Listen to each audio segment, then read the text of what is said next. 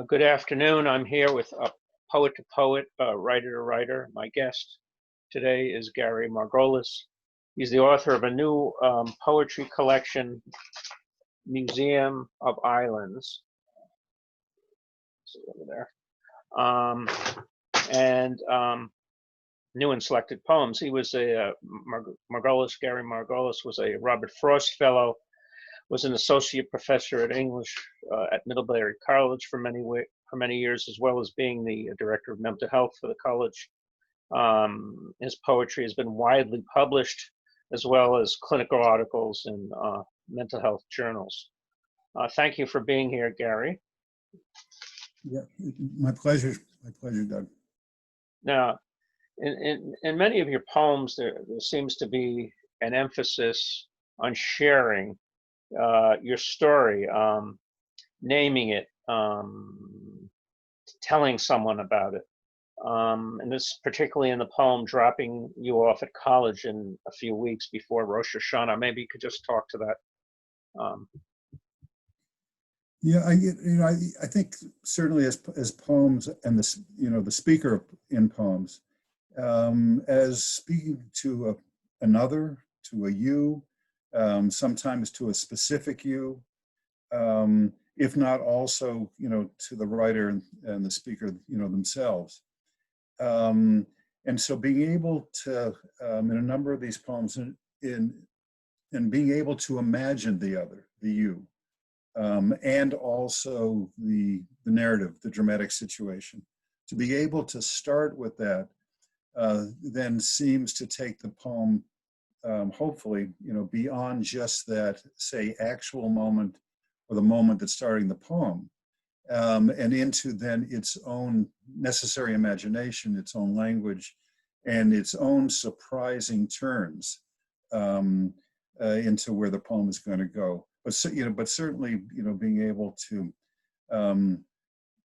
for that speaker writer to be able to speak to another, a you, as a shared experience. Okay, and did you actually give instructions to your son about doing that, as in the poem? Probably. Okay. So maybe you can read that poem for us. Yeah. Can you tell me what page it's on there? I don't know offhand. Let's see.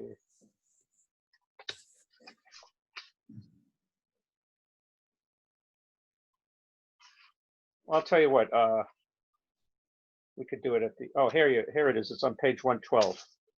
Okay, 112.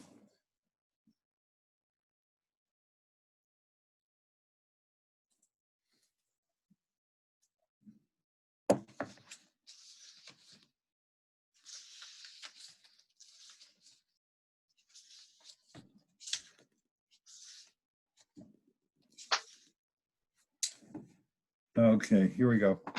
And I'm happy to say that I see my son Sam is here with us too, down here in his corner box. But let me read the poem to you and with us. Dropping you off at college a few weeks before Rosh Hashanah.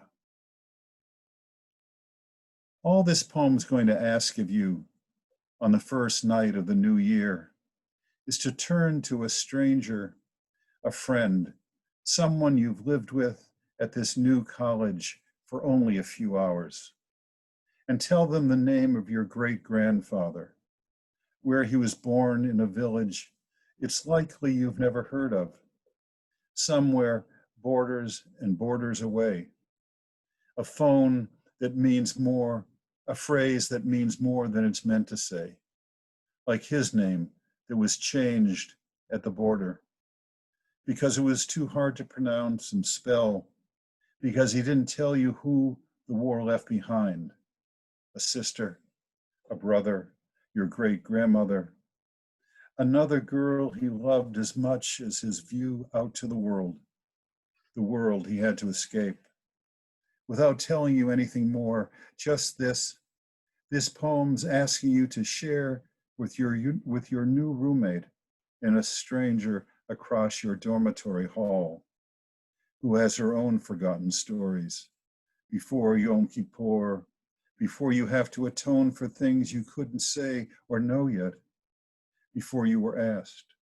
So another day later this winter, when the snow wants you to forget where and who you are. When it's so cold, you may want to transfer to another world. You recall this night you told someone you barely know, sitting in the pew next to you, a few words about your family, who couldn't possibly be here, praying where they live, a few states and countries away, that you won't feel as homesick as they did when they left for school, when they told you there's love in that ache, in a name renewed. You know, I'm Jewish, and I'm not a religious Jew at all, but my poetry is informed by Jewish culture and the way I grew up. How about you?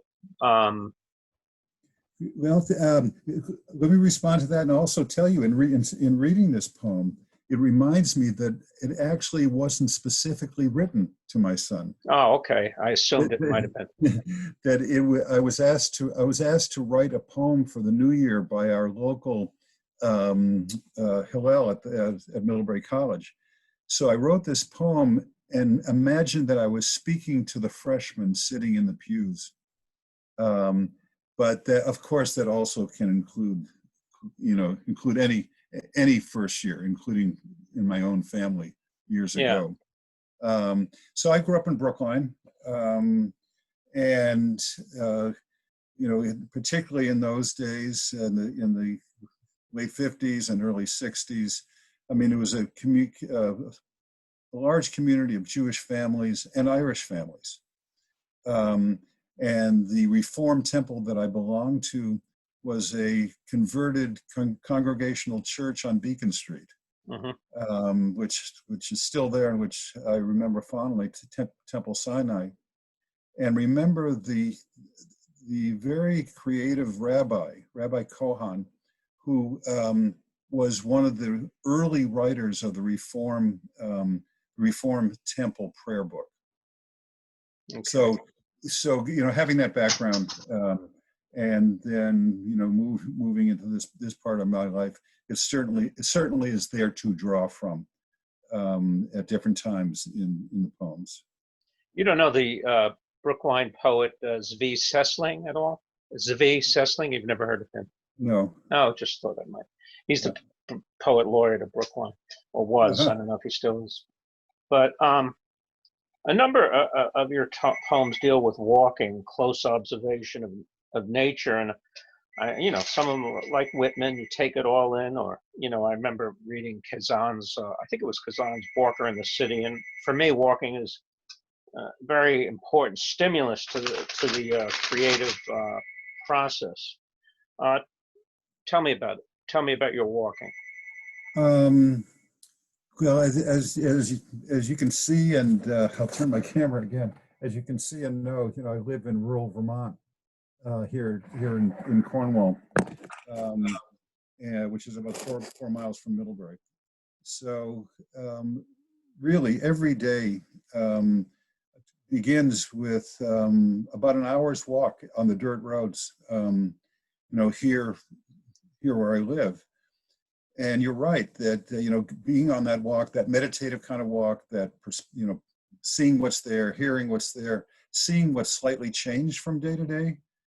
But just the pace of that, like anything that's kind of meditative and repetitive, that it allows I think it really does allow your perceiving, what you're seeing, to really get fine tuned, and to notice the slight differences from morning to morning. So, there've been a lot of walkers, a lot of walker artists, a lot of walker writers, and that sometimes, surprisingly, an image, a line, something that you're retrieving from other walks, you begin to hear them as possible first lines in a poem.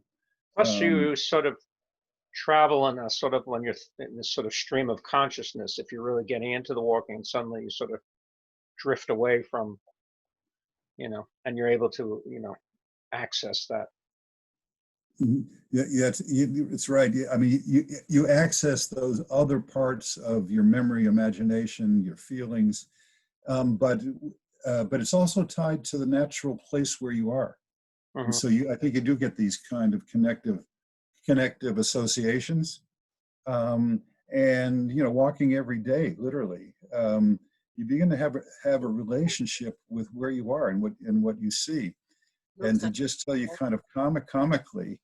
And I see my neighbor here, Karen, the, the, uh, the flutist that I'm so uh, happy to be able to be her neighbor to. But she also walks this road. And just about 7 weeks ago, a ruffed grouse, a game bird, came out of the woods and began circling me, and has been circling me now for close to a month. Oh, wow. And I've been imitating what I imagine to be a grouse's call. And I don't know if it's because it's a single bird, the bird's lonely, he's protecting some territory, but I wouldn't I wouldn't be a poet worth his weight in nature if I didn't really think that I was having some relationship with it. In my writers group today, a gentleman discussed this movie he saw about this man's relationship with an octopus, and how they made some connection. The octopus put its, tentacles on his chest after a while and sort of opened up to him. And actually, octopuses or octopi are very intelligent Yeah. beings. And so, yeah, yeah. I mean, you see these signs from nature if you're open to them. It's an extraordinary documentary that I recommend to us all. It's called The Octopus, My Teacher, by a South African filmmaker. It's an incredibly moving and tender film, and I don't have it right in front of me. That might have been it, actually. Yeah, yeah. Yes, if you go to my Facebook page, I was incredibly touched as you can be. And so there's a poem that I posted on my Facebook page in relationship to this octopus and this film. Okay. Now, and you do. I think this poem is directed to your daughter, right? It's the desire to write poetry at 40, right? That one's to your daughter. Yes. Okay. And so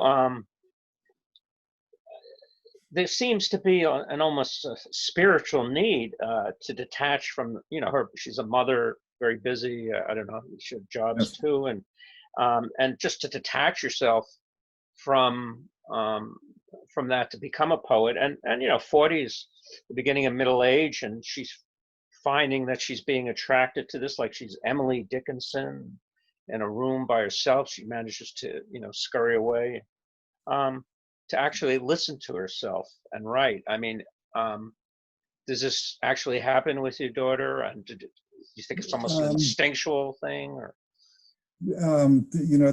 That's a great question, and let me speak to it generally and also specifically. So we all may remember there was a book, an older book by Tilly Olson, and her book was about coming to her art at midlife or later in life, and it particularly focused on her as having a job, being a mother. So that's her story of letting her art emerge and having the time for it to emerge.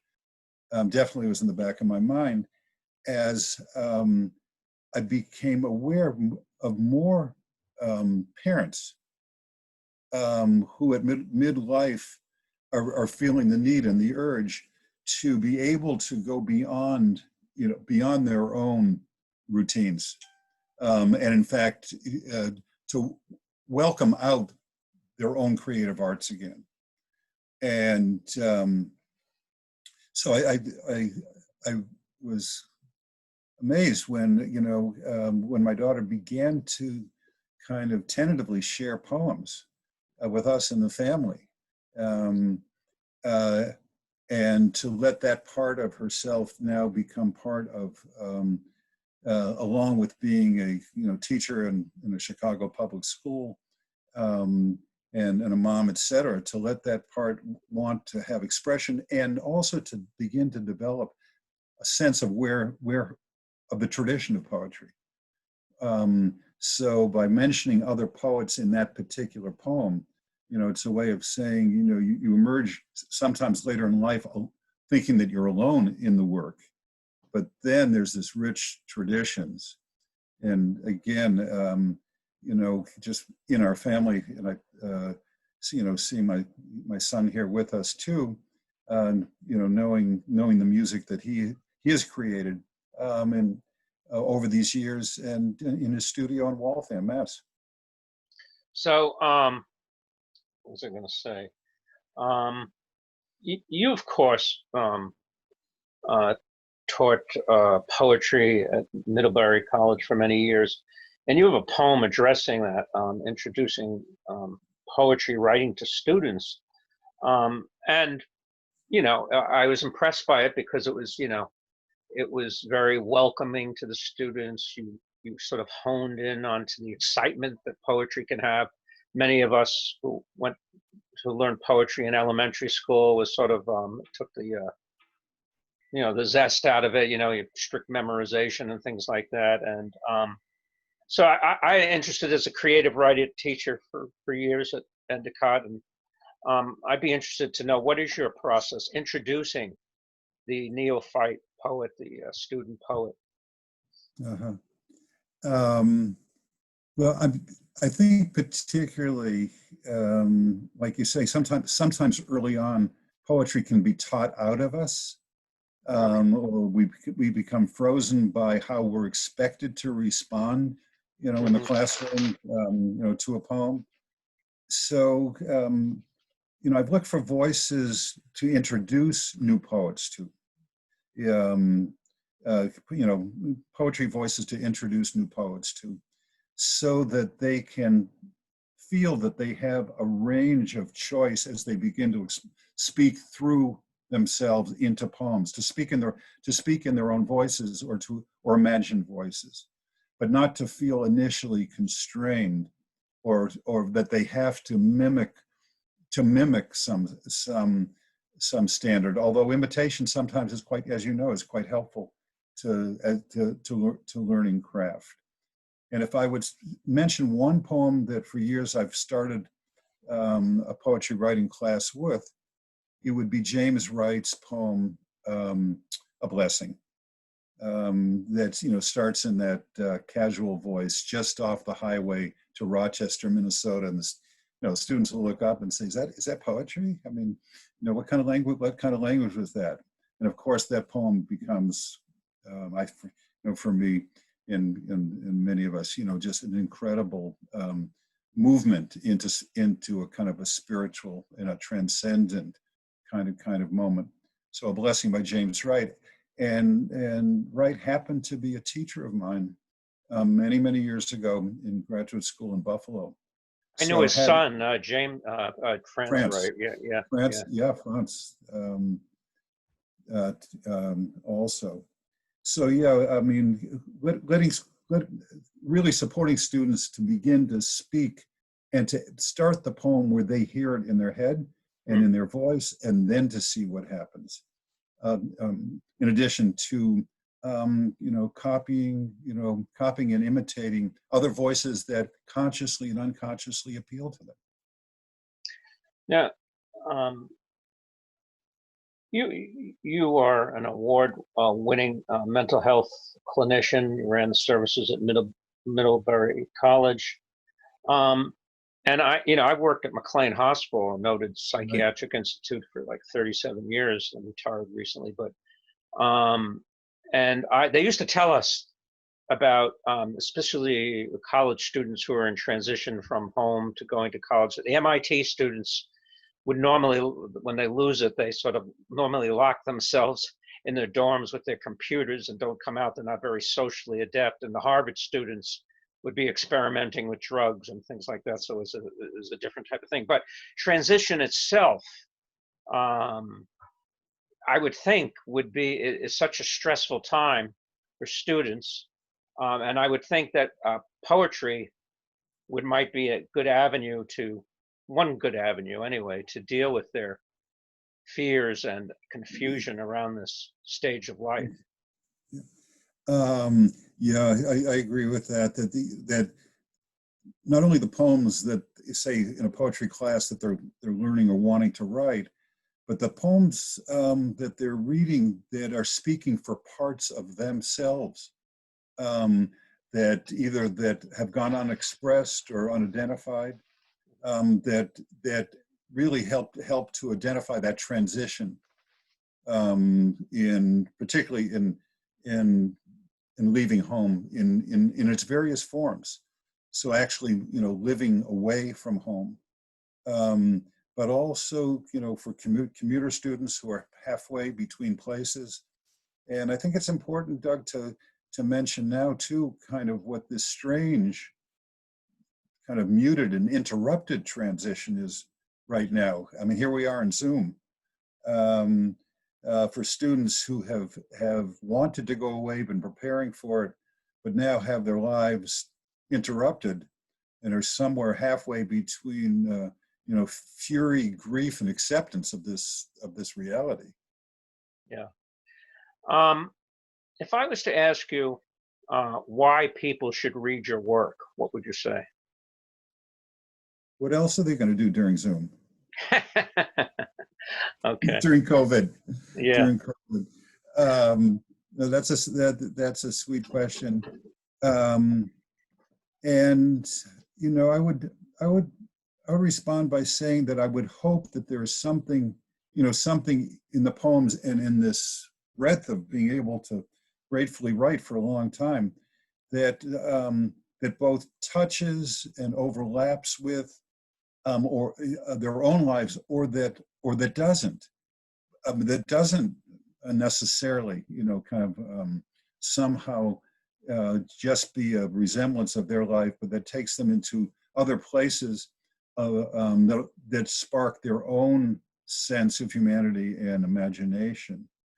And if I could, because I want to go back to if it's okay to go back to something that you said, and knowing knowing where you've worked for a long time at Maclean's, and also there's been a lot written about the poets who were hospitalized, the famous and unfamous poems hospitalized, and some of them sometimes it made their career.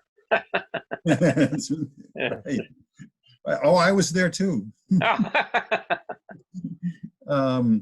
So a couple of years ago, it's a long story, but a couple of years ago, I had a chance to volunteer facilitating a workshop in a maximum security prison, an hour away from here.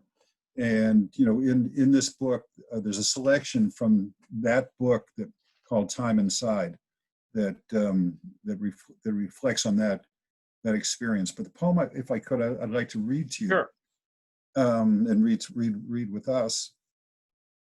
Is so I was was going into that prison and hearing their stories, but being in this class of very motivated writers. I'm talking about the inmates. And there was one particular class where we were beginning to talk about form, given forms, villanelles, sonnets, couplets, and sestinas.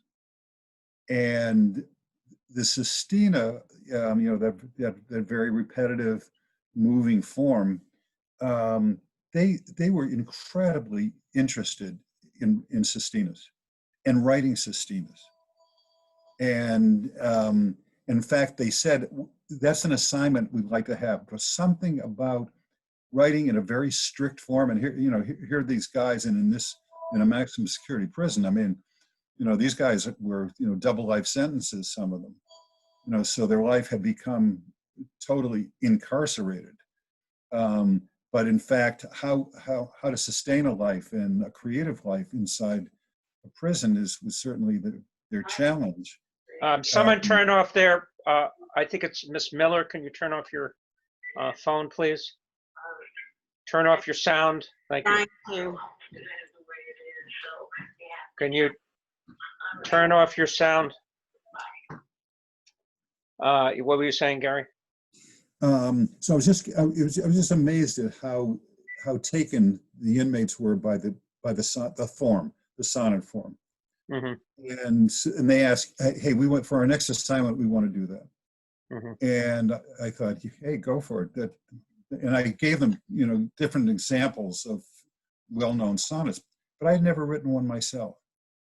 Never written a sonnet, but admired a number of them. So, like teachers do all the time, you take the assignment that you're assigning and you try it yourself. So I'd like to read you the poem called How Difficult Is It? And like we were saying at the beginning, it's one of these poems where the speaker is speaking to us, to a specific other, in this case, the inmates. How difficult is it? I wouldn't have guessed you'd love this form and take it back into a cell's darkness. Even the supermoon can't reach you unless you dream that light is meant for you. I mean, it's hard for me to think of so many men, green-suited, shelves for beds, guessing if the moonlight will shine that far back to you and the super darkness. It's darker than I ever thought. I mean, a moon meant for you. I never guessed I'd be inside, this far back, inside a yard's, a wall's dark light. Locked in isn't a kind of light. Although I can think of darkness as its own light I can take back home with me, even if it doesn't mean I'm here to guess how it really is for you. I can't know. I'm not you. And that shining slice of light through a cell's window, I want to guess, is the supermoon giving up its darkness, its secret, shining meaning. So you can find your way back, all the way back to this poem's form for you, so meaningful, so darkly full of light. It won't leave you guessing when I'll come back to be with you, your guest, a poem turning darkness into light. Could you have any other selection you would like to read? Yeah, I do. I have. Let me read you two more, and I'll end with I'll read two more, and the last one will be a Boston-related poem. I was going to ask you. That's a question I forgot to ask you. You were in the Boston scene for a long time. Could you just give me an overview of who you ran with, or what you were involved in? And well, I went to Brookline High in 9th grade, and then for all sorts of reasons, I went to high school in New Hampshire. I went to high school in New Hampshire and then college, in Vermont. So when I was in Boston, I really, at that age and at that time, I wasn't really connecting with other hidden writers, which I was one of. As a 15, 16, 17-year-old person writing poems, privately. My father owned pool halls and bowling alleys in Boston, all over Boston. I worked in those places, and like you, took the tea everywhere. So in a sense, my beginning sense of being outside my neighborhood was working in bowling alleys and pool halls and parking lots. Did your father have a store in the combat zone, something like that? Yeah, I remember you telling me that. Yeah. Yeah, he owned a bowling alley and pool room across from the old Cinerama Theater. Okay. In Boston, and a lot of stories with that. So the last poem I'm gonna read actually will answer your question about, in a sense, did I have any other poets that I knew, but I wasn't living. But you never came back as an adult to Boston, did you? Exactly. Yeah. Yeah. exactly. So that the poets really of our generation and whatever, that really became a discovery for me in Buffalo when I was in graduate school, with Robert Creeley and Bob Haas, and I was just going to readings of Ginsberg and Merwin, and those people of our generation. That happened for me in Buffalo, as well as over the years, when I had association with the Breadloaf Writers Conference for a long time. So all the people, old, young, in between, flowing through Breadloaf. As my friend Rick Hawley up here in the corner will know, so graduate school, Buffalo, and then Breadloaf, that's where I began to have a community to begin to have some identification with.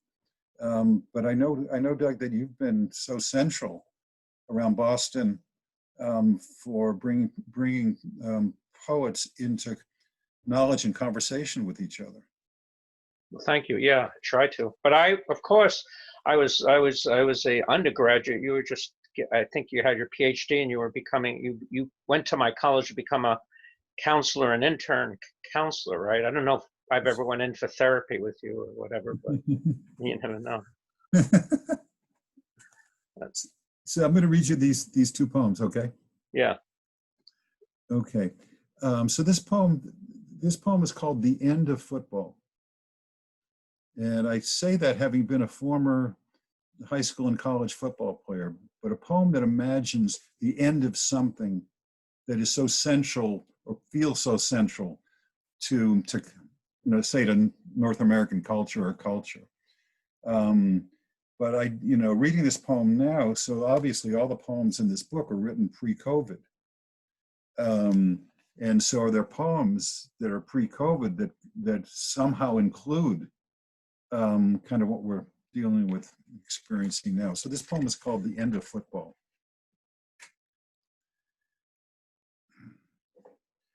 No one can remember why it happened.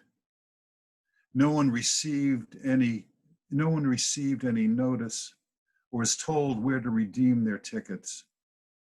Stadiums by the sea were swept in, and fields in the Midwest returned to fields. It was expected citizens would know how to cheer for themselves and read silently. Expected wives wouldn't make too much of this, but children would. Rules and flags that had been thrown to enforce the rules were forgotten and held in the same esteem as grass clippings. Groundskeepers rolled AstroTurf back into the laboratory, but not anything green by its own nature. Speaking of nature, people spoke more of it. Sows were redeemed and suckled their young in their sties, secure in their own skins. We didn't have to think of men as lions or bears anymore, but giants and patriots were another story. Cities became known again for their statues, and in one case, for its confluence of rivers. A lot of big men were suddenly out of work, limping and searching for new knees. Living with us now, we needed them to help us remember why we left our families, why we never prayed on Sunday. And this last poem,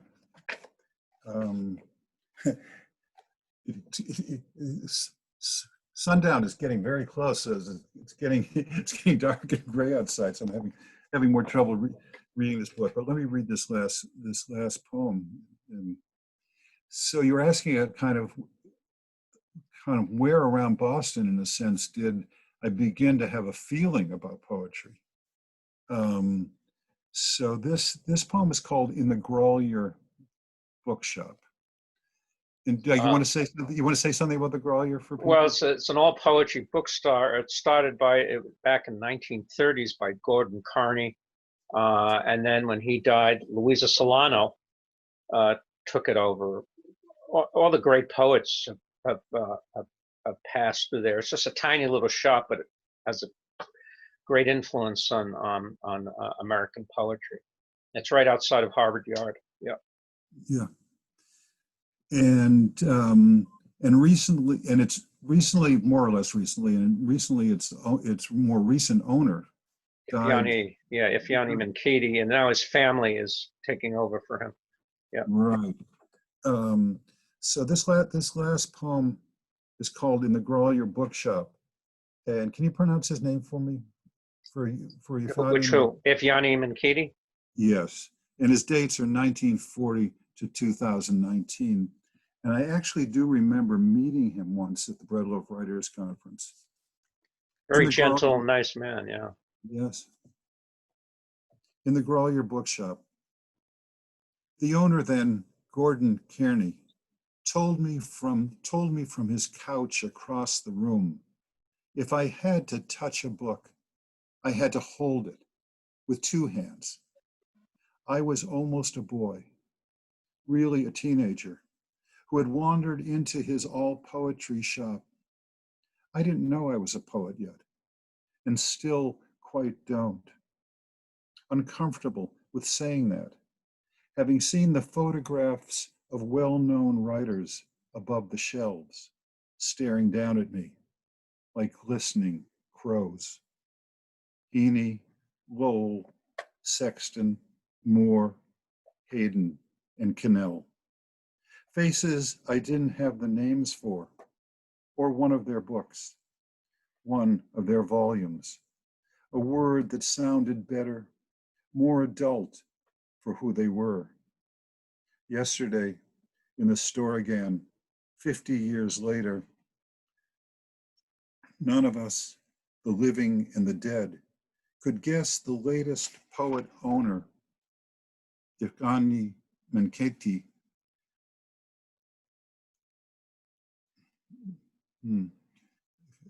Minkiti would die over the weekend without shouting across the room to us, or browsing the table of books, looking up to the library of photographs, returning our hands over the hard and paper cardboard bindings.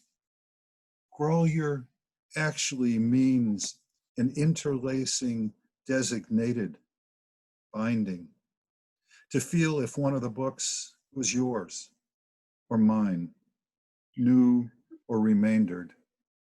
If Ani, I met him once on Breadloaf Mountain, was still almost here to introduce us as he would have done seeing us poets shopping for who we were.